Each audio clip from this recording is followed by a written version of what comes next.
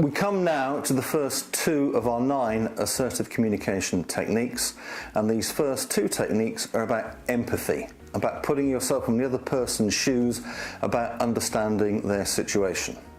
So, as the well-known saying goes, seek first to understand and then be understood.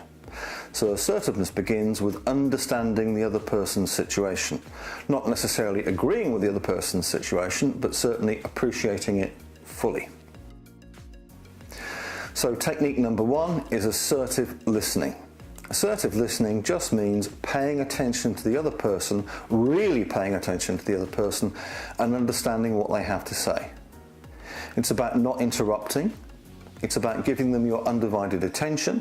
It's about tuning into their body language. So it's not just the words they use, it's the expressions, it's the voice tone that goes with that.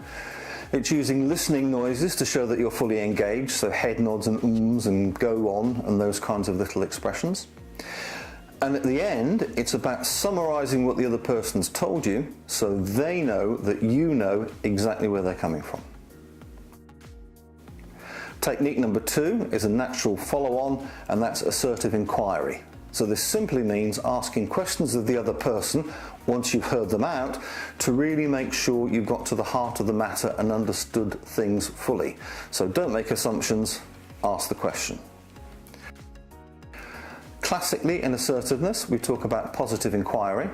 Positive inquiry is when someone is happy with something. You don't leave it there, you say, what specifically were you happy about? We also talk about negative inquiry. Fairly obvious what this is. Someone's complaining and you say, well, what specifically are you unhappy about? And then it's generally just probing questions to make sure you've got to the heart of the matter. Is there anything else? When you say X, what specifically do you mean?